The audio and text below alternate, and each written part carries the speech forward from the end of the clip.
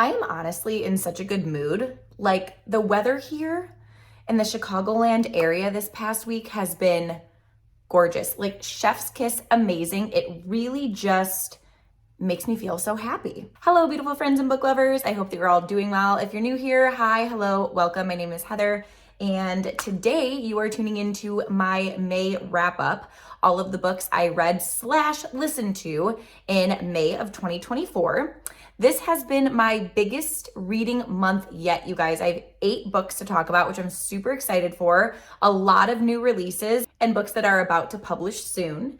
And I do just want to give a little shout out. This is not a paid collaboration by any means, but Plum Deluxe actually sent over some free teas, one of them being a Reading Nook black tea and the other being a Comfort Blend black. They just sent them over for free so I can try them out. So for this video, you guys know I always like to have a drink. I just brewed a cup and they sent this cute little steeper over too of the Reading Nook because why not? We're talking books right now. So when I opened the bag, it smelled so freaking good. But yeah, just wanted to give them a little shout out for sending over some tea. And then on the back of the card here, it says that they're hand blended in small batches, no sugar, nothing artificial, no gluten, no dairy, made with natural, organic, and wild crafted ingredients. When I opened that bag, it smelled so good. Like I literally just stood in my kitchen and was smelling the bag like a weirdo because it just smelled that good. So yay, here's to a cup of Reading Nook. Cheers, Plum Deluxe. Thank you so much for giving me something to drink in this video because we know I'm gonna be talking a lot. That's actually really good. This Reading Nook has black tea, rose petals, lavender, chamomile, and vanilla. I feel like I can really taste like the vanilla. So yeah, super cute. I'll put a link to their website in the description box below if you wanna check out their teas. Okay, like I said, biggest reading month yet. 8 books, 4 of them are thriller, 3 are mystery, and 1 was a romance. And I am just so freaking excited. I have to get started because you guys know at the end of the video, I always talk about the shows and movies that I watch, and this is gonna be like a 40-minute video if I don't get my butt moving. So here we go. The first book that I read in May was If Something Happens to Me by Alex Finlay. This actually just came out on May 28th, so not that many days ago because I'm filming this on May 31st. This was courtesy of St. Martin's Press and NetGalley. Thank you so much, St. Martin's Press, for letting me read. I really enjoy Alex Finlay's books. I was actually just talking to one of my good friends about his books, and she said, you know what, I like his writing because it reads like a crime thriller. And I was like, you know what, it actually does. Like it reads like a crime movie, like an action-packed, crime-filled movie. And then we were talking about that right before I actually started this book. And then I started this book and I was like, this is literally like a crime movie. Like I feel like I'm reading like a thriller James Bond book kind of thing. And I don't know, I just really enjoyed it. On my rating scale, I'm gonna give it a 4 stars. And I would say it's an enjoyable read for sure. It's about this boy. You guys know I'm gonna be looking at my notes a lot. Not a boy, a man, a guy. And he is with his girlfriend in the car. They're having fun, whatever. All of a sudden, this strange man opens the car, knocks him out, and kidnaps his girlfriend. And then the story takes place 5 years later. He's in Italy now doing a study abroad thing, and he thinks he sees the guy that like kidnapped his girlfriend all those years ago. And that's basically all I'm gonna say. It's like a super fast-paced crime thriller kind of book. I enjoyed it. It reminded me of just like all of his other books that I've read. And I don't think there's ever been an Alex Finlay book that I have not really enjoyed. So yeah, I thought it was a super fun thriller read. The second book is a book that I listened to in the way beginning of May, but I'm still thinking about it, is The Paradise Problem by Christina Lauren. This is courtesy of Simon & Schuster Audio. Thank you so much, Simon & Schuster, because this book put me in the absolute best mood. It's so cute. It's the fake marriage trope where there's 2 young adults and they have to fake a marriage so the man in the relationship can earn this inheritance, this like massive inheritance that he has, but the stipulations of the inheritance state that he has to be married. So they're faking their marriage. They go to this fun island to celebrate somebody's wedding, and it's just so cute. It's super steamy. I was recently coming off of Catherine Center's new book, The Rom-Commers, which I absolutely loved. Gave that one 5 stars, but for this romance, it had a lot of steam, which like the other book didn't, which I'm fine with. Like my romance don't always have to have steam, but you know, I like a little steam every now and then. But yeah, anyways, this is super cute. I know it was recently a book of the month pick. I listened through Libro FM. I'll leave that link down below. And if you sign up through Libro, you'll get a free audiobook through that link, which is awesome. But that is the platform that I use for my audiobooks. But yeah, it was super great and steamy, fun, basically everything I'm looking for in a romance. So on my rating scale, I would give this a go get this book now for sure. Loved it. 5 stars. Actually, I think I gave it a 4.5. 4.5, still high. All right, so the next book is one of my 2 physical books. You guys know it's hard for me to read physical books lately. Now being a mom of 2, I am listening to a lot of audiobooks. But the one of the 2 physical books I read was The Mystery Guest, written by Nita Prose. This is the sequel to The Maid, which I do have a full dedicated review for that I filmed when that book first came out a couple years ago. So I'll link that up here somewhere. But I loved The Maid. If you watch that video, like, you'll just see the passion I have for that book. Okay, I loved it so much. So I was super excited to read this sequel, and it just lived up to the hype. Like, if you don't know about the series, it is a lighthearted, wholesome mystery series. And we follow our main character, Molly the maid, and she's the maid in this beautiful grand hotel. And at this hotel, the series centers around like shenanigans that happen, and Molly's usually somehow involved, and she's working with this like detective who's like not the nicest person, but they have to work together to kind of solve these crimes. And I loved it. I thought it was so great. I think a 3rd book in this series is coming out. I don't know why. I'm envisioning like a green cover. I'm gonna look it up to see if it's real. If it is, I'll put a still or something of the book cover here, but I hope Nita Prose is coming out with more because I love this series. It's just so wholesome and fun. Rating scale, go get this series now. I'll link The Maid in the description box below too. I mean, this is book of the month, so I think you might be able to get both books from book of the month if you're interested. So yeah, I know I always have my book of the month referral link in the description box, but maybe check there first because you can probably get them for cheaper, and then you can get both of them if this is like a new series, and they're like pretty quick, thin reads. So yeah, loved it, lived up to the hype. Definitely would read the series if you haven't yet. I just realized 9 minutes have gone by and I didn't even turn on my filming light. I thought it was like looking kind of weird. Oops, now I'm like switching all the settings. There we go. I feel like I'm like missing something with the lighting. Okay, next book is another audiobook. This is courtesy of Macmillan Audio, and that is Every Time I Go on Vacation, Someone Dies. I was seeing this all over Bookstagram, like everybody was reading it. You know what? It sounded super funny. I was really looking forward to listening to it and loved the narration, thought it was so well done.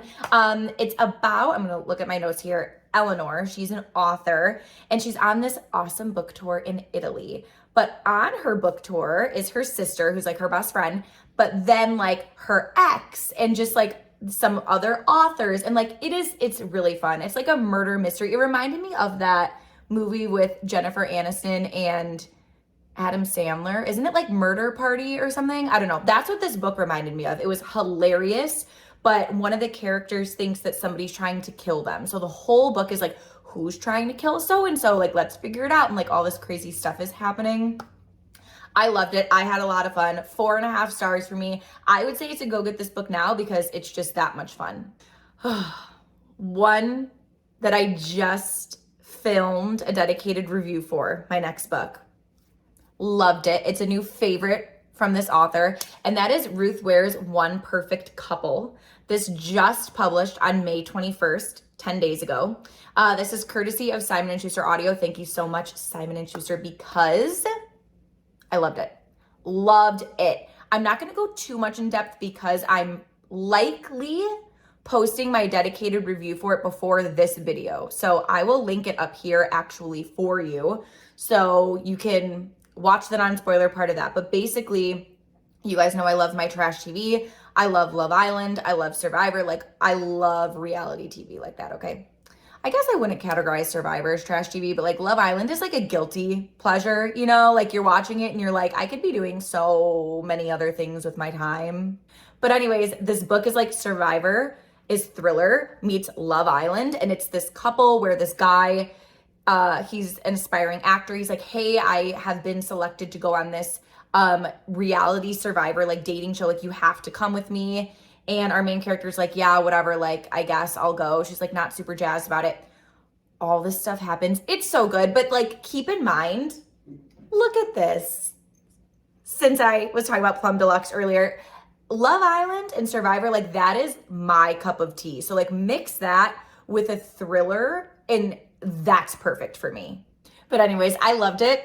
Go watch that video so you can do the whole non-spoiler. Rating wise, I gave it a 4.5. You guys know the rating scale by now. I don't even know if I have to keep putting it up here. I'm sure it's already been in this video a lot, but another go get this book now. I think it's perfect for summer. It's a great thriller. It's fun. And there was a twist in there that I was predicting something the entire book and I was like dead wrong. So like that was so much fun. You guys, this next book, when I was sent this early physical copy, I literally screamed. I was dramatic. I screamed because it's just unreal. Lucy Foley's The Midnight Feast, courtesy of William Morrow Publishing. Thank you so much, William Morrow, because you made my absolute day when this arrived. Like, you actually did. I was so excited. I loved The Paris Apartment. I have a full review for that. I'll link it up here. Loved it. This is like tied with it.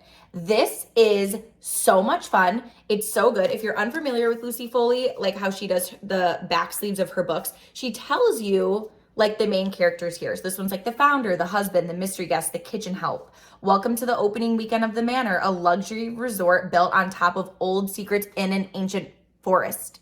It is so much fun. The amount of twists in this book and just like shocking moments, I was so pleasantly surprised and happy with.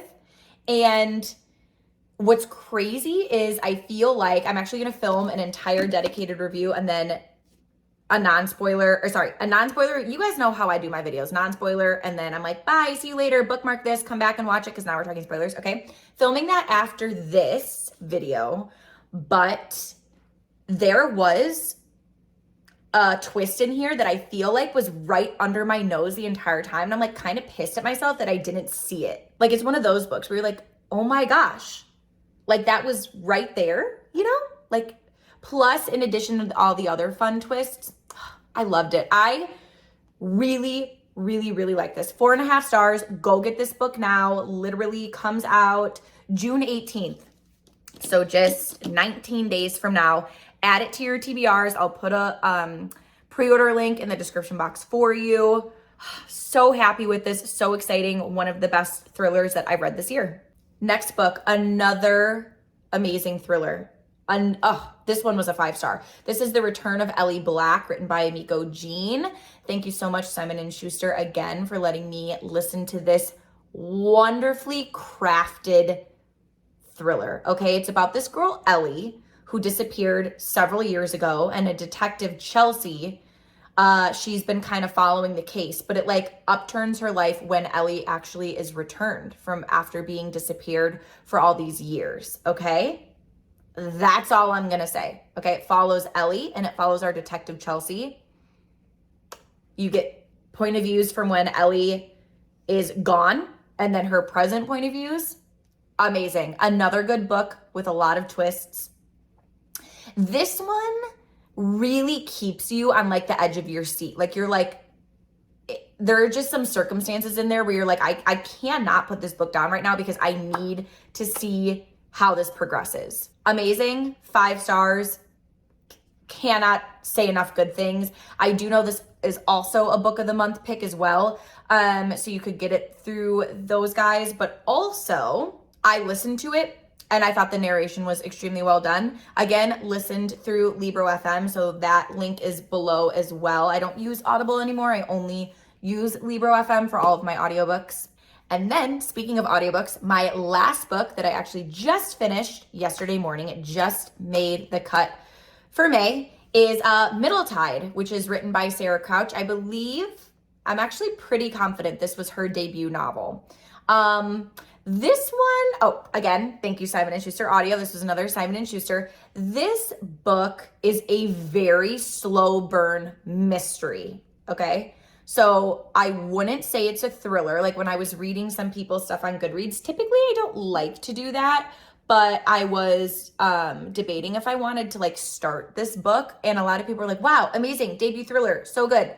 It is good, but I would say it's a slow burn mystery. So for all my fast-paced, oh my God, you guys know, I just said this in my last video, that I struggle saying the word thriller. I don't know if it's because I'm talking too fast. I swear to God, every video I film, I always mess up the first time I'm saying the word thriller.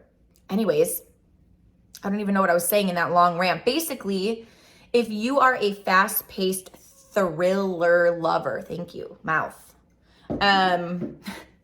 Just know that this one is a slow burn mystery, okay? It is really good.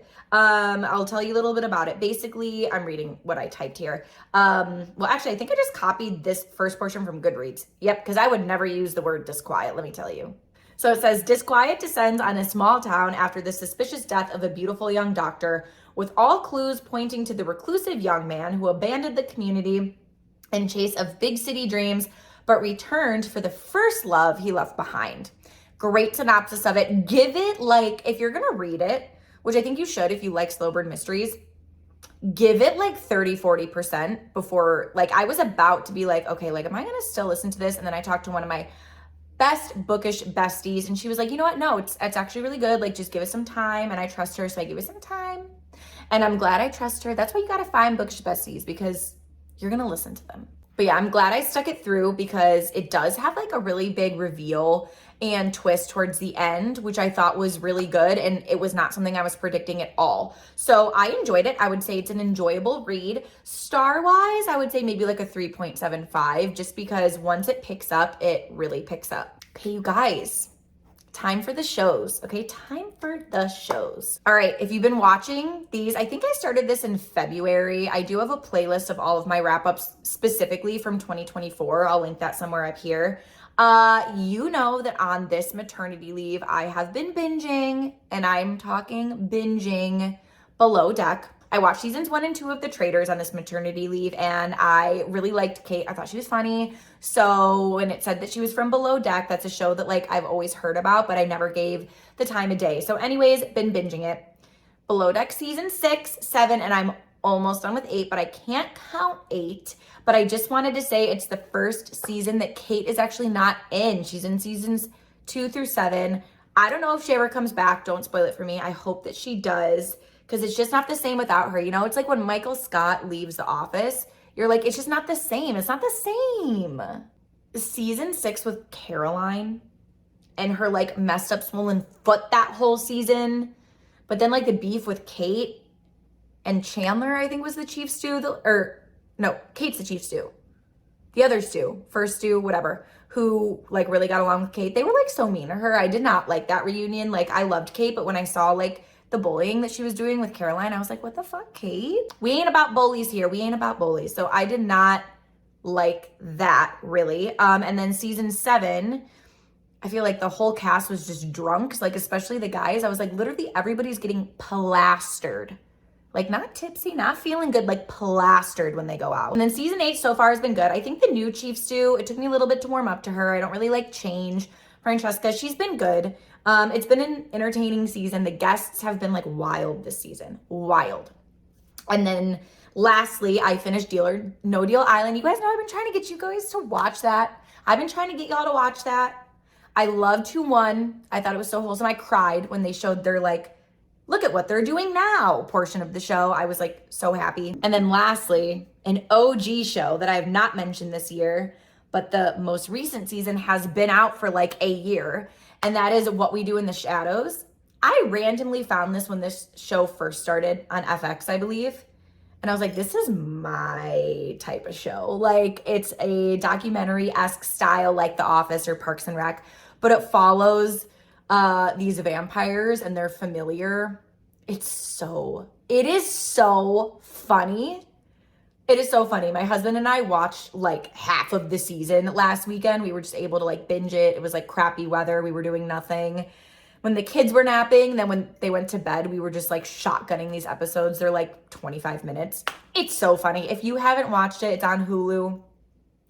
Go watch it. It's hilarious. Still keeping up with my current season of Abbott Elementary as well. You know, I love my Abbott fam. I'm actually impressed that this video is only 23 minutes right now, unedited. Because I for sure thought this was going to be like a 40-minute video. Anyways, that's everything that I read and listened to and watched in the month of May. Please leave in the comments what's up with you guys. What was your favorite book of May? Keep in mind that dedicated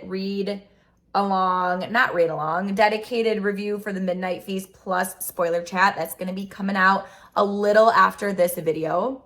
But yeah, as always, thanks so much for watching and I'll see you in my next video. Bye, you guys.